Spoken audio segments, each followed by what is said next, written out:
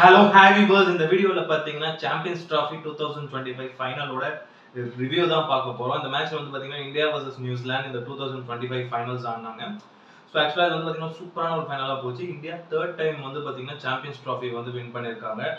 இதுல வந்து பாத்தீங்கன்னா கேப்டன் ரோஹித் சர்மா வந்து back to back 2 ICC tournament captain அடிச்சிருக்காரு. ஏன்னா இப்பதான் ஒரு 10 மாசத்துக்கு முன்னாடி லாஸ்ட் ஜூன்ல வந்து பாத்தீங்கன்னா நம்ம வந்து T20 வேர்ல்ட் கப் அடிச்சோம் இங்க வெஸ்ட் இண்டீஸ்ல. அதே மாதிரி இப்போ வந்து பாத்தீங்கன்னா துபாயில ஒரு 10 மாசம் முடியறதுக்குள்ளேயே சாம்பியன்ஸ் டிராஃபியை நம்ம அடிச்சிருக்கோம்.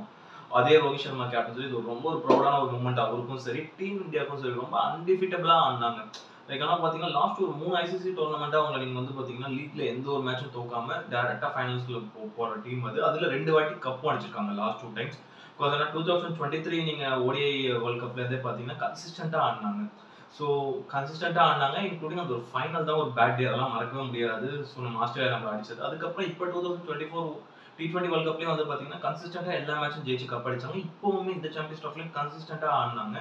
லைக் வந்து அவ்வளோ ஒரு டீம் பர்ஃபார்மன்ஸ் லாஸ்ட் ஒரு 5 to 6 இயர்ஸாவே இந்தியன் டீமோட அந்த ஒரு இது பார்த்தீங்கன்னா கொஞ்சம் கொஞ்சமா ஏன்னா நிறைய ஒரு டவுன் பேஸும் இருக்கு இந்தியன் டீமுக்கு. பட் ஆனால் பாசிட்டிவா பார்த்தீங்கன்னா நிறைய விஷயங்கள் இருக்கு. அந்த அளவுக்கு டீம் வந்து ஒவ்வொருத்தராக ஒர்க் அவுட் பண்ணியிருக்காங்க. டீம் மேனேஜ்மெண்ட்டும் மாறி இருக்கு. ஏன்னா ஸோ இதுக்கு மேலே லாஸ்ட் ஒரு 3 இயர்ஸா வந்து லைக் ராகுல் டிராவிட் இருந்தாரு. இப்போ கௌதம் கம்பீர் வந்திருக்காரு. மீனிங் இந்த மேட்ச் பத்தி பர்டிகுலரா நீங்க வந்து பாத்தீங்கன்னா இதுல வந்து டாஸ் ரொம்ப முக்கியமா இருந்தது. ஏன்னா ரோஹித் சர்மா இப்போ ரீசெண்டா டாஸ் ஜெயிக்கிறது இல்லை. அது மாதிரி ஃபைனல்ஸ் மேட்ச்ல கூட ஒரு சில டைம் டாஸ் வந்து ரொம்ப வந்து குரூஷியலா இருக்கும். சில டைம் வந்து பாத்தீங்கன்னா லைக் அந்த டீமோட பெர்ஃபார்மன்ஸை பொறுத்து நீங்க டேக் யார் அப்படின்ற மாதிரி தான் மோஸ்டா இருக்கும். பட் இதுல வந்து பாத்தீங்கன்னா டாஸ் எனக்கு இந்த கிரவுண்டை பொறுத்து எனக்கு டாஸ் கொஞ்சம் இம்பார்ட்டண்டா தான் பட்டுது இந்த மேட்ச் பார்க்கும்போது. பட் ஆனா நியூசிலாந்து டாஸ் ஜெயிச்சு ஃபர்ஸ்ட் பேட்டிங் எடுத்தாங்க. கொஞ்சம் லைட்டா பயம் இருந்தது. ஏன்னா அது ஒரு 2019 செமிஃபைனல்ஸ்லாம் மைனஸ்குள்ள வந்துட்டு போச்சு. இந்த ஃபைனல் பார்க்கும்போது ஆஹா டாஸ் தோத்துட்டோமே, எப்படி நம்ம சேசிங் பண்ண முடியுமா? ஏன்னா வந்து இந்தியாவுக்கு ஈக்குவலா இந்த டோர்னமெண்ட்ல ஒரு வெல் பேலன்ஸ்டா இருக்கக்கூடிய ஒரு டீம் நியூசிலாந்து. எஸ்பெஷலி இந்த துபாய் கண்டிஷன்ஸ்க்கு பக்காவான ஒரு டீம் நியூசிலாண்டும் சரி இந்தியாவும் சரி. ஏன்னா அந்த மாதிரியான ஒரு இந்த கண்டிஷனுக்கு சூட்டபிளான ஒரு 2 டீம் இந்த பிச்சில் ஆடும்போது இப்போ யாரும் எதுவும் குறை சொல்ல முடியாது. ஈவன் இந்த இந்தியா ஜெயிச்சதுக்கு பிச் ஒரு காரணம். ஏன்னா ஆப்போசிட் டீம் இப்படி ஆடல அப்படின்ற. ஏன்னா ரொம்ப 2 டீமுக்குமே ஒரு சாதகமான ஒரு கிரவுண்டுன்ற போது ரொம்ப வந்து ஒரு சூப்பரான ஒரு காம்படிஷன் இருந்தது இந்த மேட்ச்ல. ஸோ நியூசிலாந்து டாஸ் ஜெயிச்சாங்க. கண்டிப்பா நியூசிலாந்து வந்து ஒரு பெரிய ஸ்கோர் அடிப்பாங்கன்றது நான் எதிர்பார்த்தேன். ஏன்னா வந்து ஒரு நல்ல ஒரு ட்ராக்கா தான் கொடுத்துருப்பாங்க ஃபைனல் அப்படின்ற மாதிரி. பட் ஆனால் இந்தியன்ஸ் கிட்ட கன் ஸ்பின்னர்ஸ் இருக்காங்க, தரமான ஒரு ஸ்பின்னர்ஸ். சூப்பரான ஒரு செய்கை செஞ்சாங்க. ஆக்சுவலா வருண் சக்கரவர்த்தியா இருக்கட்டும், ஜடேஜாவா இருக்கட்டும், குல்தீப் யாதவா இருக்கட்டும். மெயினா அவங்க வந்து பாத்தீங்கன்னா ஓப்பனர்ஸே பெருசா செட்டில் ஆக உள்ள. ரச்சின் ரவீந்திரா ஒரு பக்கம் ஆடிட்டு இருக்காரு. ஒரு 37 ரன்ஸ் கிட்ட அடிச்சிருந்தாரு. நல்ல முக்கியமான குரூஷியல் ரன்ஸ் அவர் ஓப்பனிங்ல அடிச்சிருந்தாரு. ஆனால் டெவான் கான்வே இன்ஜுரியா இருக்கனால இப்போ அவர் ரீப்ளேஸ்மெண்ட்ல வந்து ஆடி இருந்தாரு. நல்லா தான் ஆடினாரு. அதுக்கப்புறம் இனிஷியலா வந்து யாருமே கேமை பெருசா கொண்டு போகல. ஏன்னா இந்தியன் ஸ்பின்னர்ஸ் அங்கேயே கண்ட்ரோல் பண்ணிட்டாங்க. நீங்க பாத்தீங்கன்னா லைக் அதுக்கப்புறம் ஒரு 10-12 ஓவருக்கு அப்புறம் ஒரு 10-12 ஓவர் ரன்ஸ் நல்லா போச்சு. நான் நினைச்சேன் ஒரு 280-300 வரும் தான் நினைச்சேன். அதுக்கப்புறம் இந்தியன் ஸ்பின்னர்ஸ் ரொம்ப வந்து லைக் வந்து மிடில் அந்த ரன்ஸ் எல்லாம் வந்து கட்டுப்படுத்தின விதம் சூப்பரா இருந்தது. எஸ்பெஷலி வந்து பாத்தீங்கன்னா சிபி வரும்லாம் வந்து பாத்தீங்கன்னா சூப்பரா போலிங் போடுது. அவரோட மிஸ்ட்ரி ஸ்பின்னர்ஸ் அவங்களால அட்டாக்கே பண்ண முடியல ஒவ்வொரு டீமாலையும். ஈவன் அவங்க நல்லா ஸ்பின் ஆடுற டீம். பட் ஆனால் அவங்களே வந்து ரொம்ப திறனாங்க. ஈவன் டாஸ் ஜெயிச்சுட்டும் கூட நியூசிலாந்து சூப்பராக திறனாங்க. நான் அந்த ஒரு மிடில் ஓவர்ஸ்ல வருண் சக்கரவர்த்தியா இருக்கட்டும், குல்தீப் யாதவா இருக்கட்டும், ஜடேஜாவா இருக்கட்டும், ஸோ இவங்க எல்லாமே ரொம்ப பிரமாதமா போட்டாங்க. வருண் சக்கரவர்த்தி ஒரு 2 விக்கெட் எடுத்தாரு, குல்தீப் யாதவும் 2 விக்கெட் எடுத்தாரு, ஜடேஜாவும் ஒரு விக்கெட் எடுத்தாரு. ஈவன் இவங்க 30 ஓவர் வந்து இந்த மேட்ச் ரொம்ப இறுக்கி பிடிச்சிச்சுன்னு தான் சொல்லுவேன். ஏன்னா அந்த 30 ஓவர்ல இவங்க 3 பேர் கொடுத்த ரன்ஸ் மொத்தமா பாத்தீங்கன்னா 111 ரன்ஸ், 115 ரன்ஸ், 30 ஓவர்ல 115 ரன்ஸ், 5 விக்கெட். அப்ப பாத்துக்கோங்க 4 ரன்ஸ்க்கு அந்த ஒரு இதுல தான் பிலோ ஆவரேஜ்ல தான் ஆடி இருக்காங்க. ஈவன் ஒரு டெஸ்ட் ஃபார்மேட்ல ஆடுற மாதிரி தான் அவங்களோட மிடில் ஓவர்ஸ் இருந்திருக்கு. யாரோட நியூசிலாண்டோட மிடில் ஓவர்ஸ் அந்த அளவுக்கு வந்து ரன்ஸ் ரொம்ப கட்டுப்படுத்திருந்தாங்க. அதிகமா ரன்ஸை லீக் பண்ணாம செமையா 3 பேர் அவ்வளவு முக்கியமான ஒரு ஸ்பின்னர்ஸ் தான் இந்த மேட்ச் பார்க்கும்போது ஃபர்ஸ்ட் ஹாஃப்ல. அதுக்கப்புறம் இங்க வந்து பாத்தீங்கன்னா நியூசிலாந்துல வந்து டேரன் மிச்சல் 100 balls 63 ரன்ஸ் அடிக்கிறாரு. அவர் மட்டும் ஒரு பக்கம் ஆடிட்டு இருக்காரு. ஏன்னா அவரால் வேற எதுவும் பண்ண முடியல. பால் நல்லாவே திரும்ப ஆரம்பிச்சிச்சு ஃபர்ஸ்ட்லேயே. ஏன்னா வந்து ஒரு 10-15 ஓவருக்கு அப்புறம்ன்ற போது அவரால் எதுவும் பண்ண முடியல. ஏன்னா ஸ்டார்டிங்ல ரச்சின் ரவீந்திரா அடிச்சதுக்கெல்லாம் காரணம் வந்து பாத்தீங்கன்னா இப்போ பவர் பிளேல வந்து இவரு ரொம்ப வெளுத்து வாங்கிட்டாங்க. ஷமியா இருக்கட்டும், ஹார்திக் பாண்டியாக்கு ஒரு 3 ஓவர் தான் கொடுத்தாங்க, நீ கட் பண்ணிட்டாங்க. போட்டு ரன்ஸை லீக் பண்ணிட்டாரு பயங்கரமா. அதுக்கப்புறம் இப்ப நம்மளோட 4 கன் ஸ்பின்னர்ஸ் தான் வந்து நின்று இறங்கி போட்டாங்க. ஒரு பெரிய சம்பவம் பண்ணாங்க. ஏன்னா அந்த மாதிரி இருந்தது. ஏன்னா பேசர்ஸ்க்கு சுத்தமா ஒர்க் அவுட் ஆகும். அப்பவே எனக்கு தெரிஞ்சு போச்சு ஓகே மேட்ச்ல செம ஒரு ஸ்பின் டர்னிங் இருக்கு. பிளஸ் செகண்ட் ஹாஃப்ல கண்டிப்பா மேட்ச் வந்து ரொம்ப குரூஷியலா இருக்கும். இந்தியா சேசிங்கே குரூஷியலா இருக்கும்ன்ற ஒரு சின்ன பயம் எனக்கு வந்தது. ஏன்னா இந்தியன் ஸ்பின்னர்ஸ் போடும்போது பார்க்கும்போது எப்படியோ கொஞ்சம் தட்டி தட்டி ஆடிட்டாங்க. நியூசிலாந்து ஓரளவு ஒரு காம்படிட்டிவ் ஸ்கோர் அடிக்கணும்ட்டு ஒரு பக்கம் டேரன் மிச்சல் ஒரு பக்கம் நின்னுட்டாரு. இன்னொரு பக்கம் வந்து மைக்கேல் பிரைஸ்வெல் ஒரு 50 அடிச்சுட்டு போயிட்டே இருந்தாரு. அதுக்கு இடையில வந்து கிளென் பிலிப்ஸும் வந்து ஒரு 34 ரன்ஸ் கிட்ட அடிச்சாரு, குரூஷியல் ரன்ஸ். ஸோ இவங்க பார்ட்னர்ஷிப்லாம் ரொம்ப முக்கியமா இருந்தது. இதுல இவங்க வந்து லைக் ஒரு டிஃபென்சிவ் கிரிக்கெட் தான் ஆனாங்க. ஏன்னா அக்ரெசிவ் அப்ரோச் போக முடியல. போயிருந்தாங்கன்னா இந்த 251 கூட அவங்களால ஃபர்ஸ்ட் இன்னிங்ஸ்ல அடிச்சிருக்க முடியாது. ஒரு 150 அவுட் ஆயிருப்பாங்க. அதனால வந்து ரொம்ப ஒரு ஃபைனல் ஆச்சுன்னு கொஞ்சம் ஒரு மாதிரியான ஒரு இன்னிங்ஸ் தான் ஆடி இருந்தாங்க எல்லாருமே வந்து நியூசிலாந்து பாயிண்ட் ஆஃப் வியூ பொறுத்த வரைக்கும். அவங்களோட பாயிண்ட் ஆஃப் வியூ கரெக்ட் தான். பிகாஸ் அவங்க ஆன அப்ரோச்சுமே கரெக்ட் தான். இந்த மாதிரியான ஒரு குவாலிட்டி ஸ்பின்னர்ஸ்க்கு அகேன்ஸ்ட் அது பால் நல்லா திரும்புதுன்ற போது இந்த மாதிரி பிச்சர்ஸ்ல அவங்க கரெக்டாக தான் ஆனாங்க. பட் ஆனால் 251 என்னை பொறுத்த வரைக்கும் பெரிய ஸ்கோரான்னு சொல்ல முடியாது. பட் ஒரு சின்னதான ஒரு காம்படிட்டிவ் ஸ்கோர் இந்த மாதிரி பிச்சில் லைக் ஏதோ ஒரு மிராக்கிள் நடக்கலாம். ஒரு நல்ல ஸ்பின்னர் டக்கு டக்குன்னு வந்து ஒரு 5 விக்கெட் எடுக்கலாம். இப்போ மிச்சல் சாந்தனர் இந்த மாதிரி மேட்ச் அவங்க கிட்ட க்ளோஸாக வரலாம் அப்படின்ற ஒரு பாயிண்ட் ஆஃப் வியூ வச்சு பார்த்தீங்கன்னா அந்த 251 ஒரு நல்ல ஸ்கோர் தான். பட் ஆனால் இந்தியா வந்து இது வந்து உண்மையாக நல்ல ஸ்கோர் தான். பட் இந்தியாவுமே கடைசி வரைக்கும் தான் போனாங்க. கொஞ்சம் இந்தியாவுக்கு ரொம்ப சேலஞ்ச் கொடுத்தாங்க. இந்த மாதிரி ஜெயிக்கிறோமோ தோக்கிறோமோ சண்டை செய்யணும் அப்படின்ற மாதிரி வந்து நியூசிலாண்டோட போலிங்குமே சூப்பராக இருந்தது. பட் ஃபர்ஸ்ட் ஒரு 18 ஓவர்ஸ் வந்து இந்தியாவோட டாமினன்ஸ் பயங்கரமாக இருந்தது. ஃபர்ஸ்ட் ஒரு 18 ஓவர்ஸ்ல ஒரு 118 ரன்ஸ் கிட்ட அடிச்சிருந்தாங்க. செம்மடி ஒரு T20 அப்ரோச்ல போய் ரோஹித் சர்மா அடிக்க ஆரம்பிச்சார். இன்னொரு பக்கம் கல்லு மாதிரி நின்று அது சுபம்பில் தான் ஆயிருக்கு.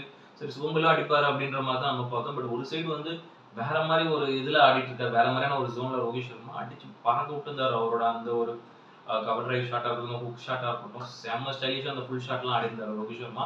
ஓகே ஃபைனல்ல ஒரு பெரிய செஞ்சுரி இருக்கு, முக்கியமான மேட்சா ஆடுறாரு, சரியான பெர்ஃபார்மன்ஸ் கொடுக்குறாரு அப்படின்ற மாதிரி நான் எதிர்பார்த்திருந்தேன். இன்னைக்கு ரோஹித் சர்மாவோட ஷோ அப்படின்ற மாதிரி செம்ம பெர்ஃபார்மன்ஸ். அந்த ஒரு 18th ஓவருக்கு அப்புறம் இந்த கிளென் பிலிப்ஸோட ஒரு கேட்ச்ல சுபம் கில் அவுட் ஆனாரு. அதுக்கப்புறம் வந்து பாத்தீங்கன்னா விராட் கோலி வந்து அன்பார்ச்சுனேட்டா அவரும் ரோஹித்தும் இன்னைக்கு மேட்ச் பெருசா போகுது அப்படின்ற மாதிரி தான் எதிர்பார்த்தீங்கன்னா பேட்டிங்க்கு நல்லா சாதகமா இருக்குன்னு. ஆனா இதுவும் வந்து பாத்தீங்கன்னா 20th ஓவருக்கு அப்புறம் பால் ஓல்டாக இங்கேயும் நல்லா டர்ன் ஆரம்பிச்சு. பட் டியூ எதுவுமே வரல. நைட் மேட்சா இருந்தோம் துபாயை பொறுத்த வரைக்கும். பட் ஆனா அப்பயும் டர்ன் ஆக ஆரம்பிச்சிருச்சு. இதுக்கப்புறம் என்ன பண்றது, ரோஹித் சர்மா ஒரு பக்கம் ஆடிட்டு 76 ரன்ஸ்ல அவுட் ஆனாரு. அதுக்கப்புறம் நமக்கு வந்து மிடில்லையும் வந்து நான் பெரிய ஹோப் வச்சிருந்தேன். ஏன்னா நம்மளோட பேட்டிங் ஆர்டர் நம்பர் 8 வைக்க கண்டிப்பா ஒரு பிளேயரும் கான்ட்ரிபியூட் பண்ணுவாங்க. அந்த மாதிரி தான் நீங்க மேட்ச் நீங்க பாத்தீங்கன்னா அவ்வளவு பிரமாதமா இருந்தது. இன் பிட்வீன் அந்த ஒரு மிடில்ல வந்து ஒரு பார்ட்னர்ஷிப் வந்து ஸ்ரேயாஸ் ஐயருக்கும் அக்ஷர் பட்டேலுக்கும் ஸ்ட்ரைக்கர் ரொம்ப சூப்பரா ரொட்டேட் பண்ணியிருந்தாங்க. கொஞ்சம் ஒரு சில ஷாட்ஸ்லாம் வந்து பயமா தான் இருந்தது. அதுவும் வந்து தைரியமா டேக் அவே பண்ணும்போது இவர் டேக் ஆன் பண்ணும்போது இவர் அக்ஷர் பட்டேலாவும் இருக்கட்டும், ஸ்ரேயாஸ் ஐயராவும் இருக்கட்டும், பொறுமையா ஆடுங்கடா விக்கெட் விட்டுற போறீங்கடான்ற மாதிரி தான் வந்து. பட் ரெண்டு பேரும் நல்லா சென்சிபிளா ஆனாங்க. ஸ்ரேயாஸ் ஐயரும் வந்து ஒரு நல்ல இன்னிங்ஸ் ஆனாங்க. ஒரு 48 ரன்ஸ் கிட்ட அடிச்சிருந்தாரு. அக்ஷர் பட்டேலும் ஒரு 29 ரன்ஸ் கிட்ட அடிச்சாரு. ரொம்ப க்ரூஷியல் ரன்ஸ். இவங்க ரெண்டு பேரோட பார்ட்னர்ஷிப் அந்த மிடில் ரொம்ப க்ரூஷியல். ஏன்னா பால் நல்லா திரும்புதுன்ற போது இவங்க ரெண்டு பேரோட விக்கெட் அந்த இடத்துல விழுந்ததுன்னா இன்னைக்கு நம்ம கிட்ட கப் இருந்திருக்காது. அந்த அளவுக்கு முக்கியமான ஒரு பார்ட்னர்ஷிப்.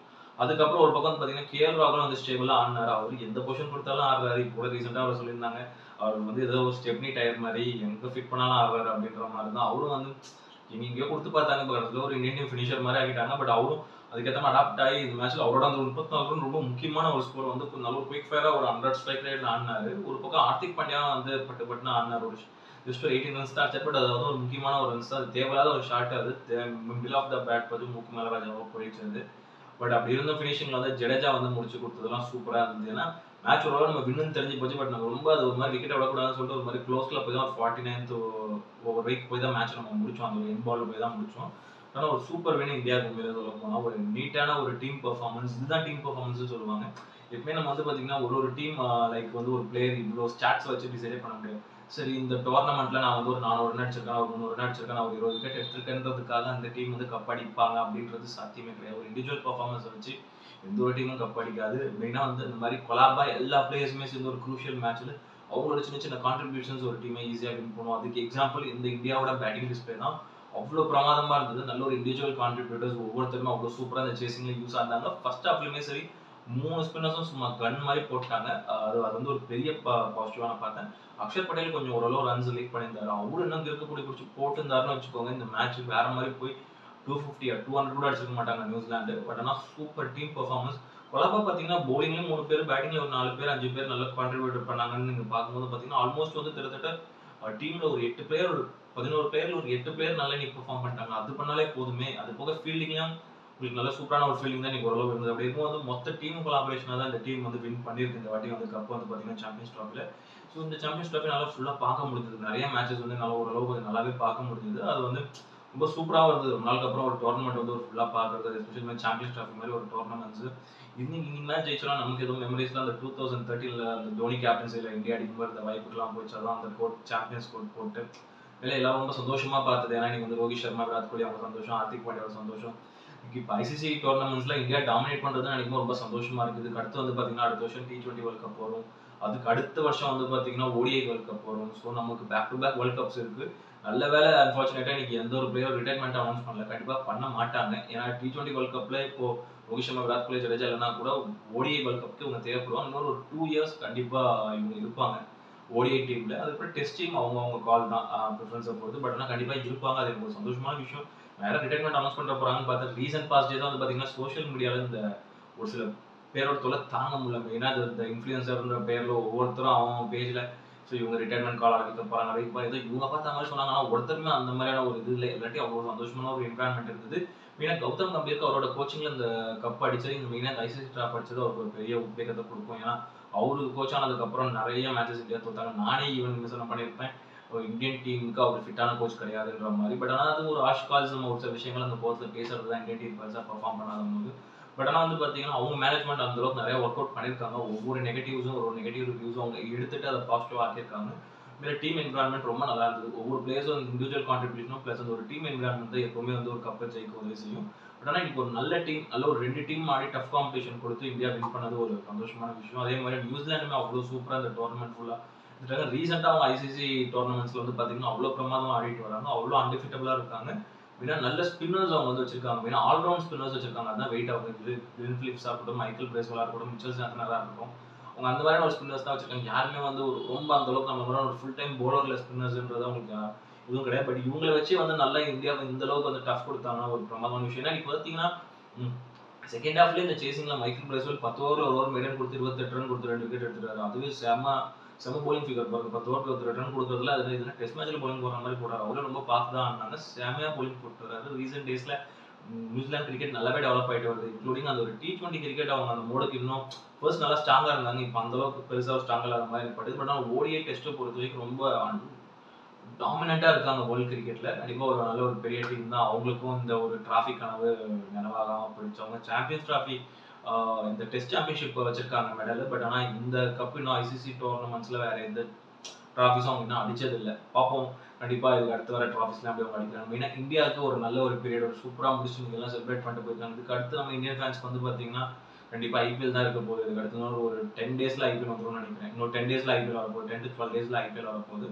அது இன்னும் வந்து ஒரு சூப்பர் டோர்னமெண்ட் ரொம்ப ஜாலியாக அடுத்து ஒரு 2 மந்த்ஸ் கிட்ட போகும்போது எல்லாரும் என்ஜாய் பண்ணி பாருங்க. ஆனால் இந்த சாம்பியன்ஸ் ட்ராஃபி ரொம்ப பிரமாதமாக போச்சு. இந்தியன்ஸ்க்கு பேக் டு பேக் ஒரு ஹாப்பியான ஸ்லீப் நைட்னு சொல்லுவேன். இந்த 10 மாசத்துக்குள்ள அது டெஸ்ட் மேட்ச் அந்த இதெல்லாம் நம்ம தோத்ததெல்லாம் வந்து பெருசாக இல்லாமல் பட் ஒரு ICC டோர்னமெண்ட்ஸ்ல 10 மாசத்துக்குள்ள 2 ICC ட்ராஃபி அடிச்சு ஒரு சந்தோஷமா இந்தியா செலிப்ரேட் பண்ணதை பார்த்து தூங்குறது நினைக்கும் போது அவ்வளோ சூப்பராக இருக்கு.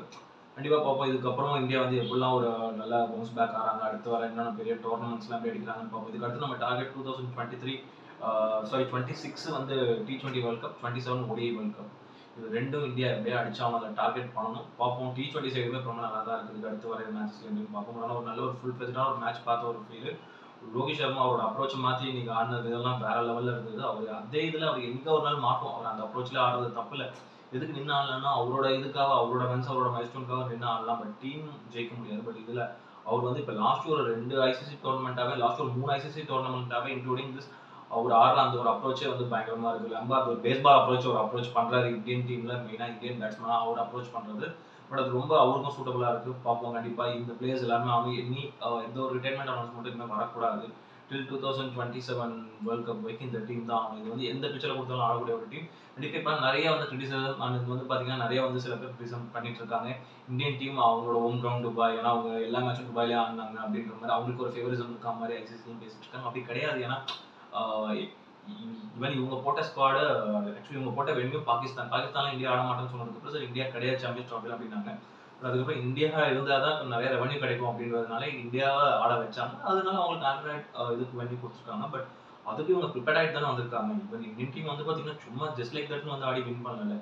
எல்லா சாம்பியன்ஸ் டீமையும் தான் அவங்க அட்டாக் பண்ணாங்க. அட் சேம் டைம் அதுக்கேற்ற மாதிரி ப்ரிப்பேரான ஒரு ஸ்குவாட் கொண்டு வந்து ப்ரிப்பேரான ஒரு ப்ரிப்பரேஷனோட ஸோ என்னென்ன பவுலர்ஸ் எப்படி யூஸ் பண்ணணும் அப்படின்ற மாதிரி அந்த ஒரு கேப்டன்சி திங்கிங்லேயும் ரோஹித் சர்மாவாக இருக்கட்டும் plus team management of players எப்படி யூஸ் பண்ணணும், என்னென்ன ரோல் அவங்களுக்கு கொடுக்கணும் இந்த லீக்ல அப்படின்ற மாதிரியான மெயினாக இந்த டோர்னமெண்ட்ல அப்படின்றத ரொம்ப நீட்டாக வந்து அவங்க ப்ரெசென்ட் பண்ணியிருக்காங்க. அப்படி இருக்கும்போது வந்து ஒரு டீம் அவங்க இது ஜெயிச்சது முழுக்க இந்த சாம்பியன்ஸ் ட்ராஃபி அவங்களோட ஒரு உழைப்பு, அவங்களோட அந்த ஒரு டீம் ஒர்க்னால தானே தவிர எந்த ICC ஃபேவரிசமும் கிடையாது. அது சில பேர் பேசிட்டு இருக்காங்க புஸ்தகமா. அது வந்து சுத்தமாக அக்செப்ட் பண்ணிக்க முடியாது. மேபி வந்து இன்னும் வேற இந்த அபுதாபி, ஷார்ஜா இந்த மாதிரி ஸ்டேடியம்ல கொடுத்துருந்தா இவங்க வாய மூடிருப்பாங்க. ஏன் ஒரே ஸ்டேடியம்ல கொடுத்தாங்கன்றது, ஏன்னா டிராவல் பண்ணாமல் இருந்தது. பட் இதுக்கெல்லாம் நம்ம ரீசன் எதுவும் சொல்ல முடியாது. பட் ஆனால் ஒரு நல்ல ஒரு நீட்டான ஒரு இதுதான். யாருக்கும் ஃபேவரிசம் இல்லாம ரொம்ப வந்து ஏன்னா ஐசிசிலாம் வந்து ஃபேவரிசம் அப்படிலாம் சொல்ல முடியாது. ஈவன் பார்த்தீங்கன்னா ஐபிஎல்ல கூட இந்த மாதிரி சின்ன சின்ன விஷயங்கள் ஏதாவது சொல்லுவாங்க. பட் ஐசிசி டோர்னமெண்ட்ஸ் வேர்ல்ட் கப்லலாம் அதெல்லாம் வந்து ரொம்ப ஸ்ட்ரிக்டான ப்ரோட்டோகால்ஸ் தான் ஃபாலோ பண்ணுவாங்க. ஒரு நீட்டான ஒரு இது. அவ்வளோதான். இனிமே இந்தியன் டீம் முடிஞ்சு போச்சு. இன்னொரு ஒரு 2 மந்த்ஸ்க்கு ஃபுல்லா ஐபிஎல் திருவிழா தான் பாருங்க. அதுக்கடுத்து நிறைய ஐபிஎல் வீடியோஸ் வரும். இந்த வீடியோ பிடிச்சிருந்தா லைக் பண்ணுங்க, கமெண்ட் பண்ணுங்க, ஷேர் பண்ணுங்க, இந்த சேனலை சப்ஸ்கிரைப் பண்ணுங்க. வீடியோட லிங்க் உங்க ஃப்ரெண்ட்ஸ் எல்லாருக்கும் ஷேர் பண்ணுங்க. இன்னொரு ஒரு நல்ல வீடியோல மீட் பண்ணலாம். ஓகே ஃப்ரெண்ட்ஸ், தேங்க்யூ, பாய்.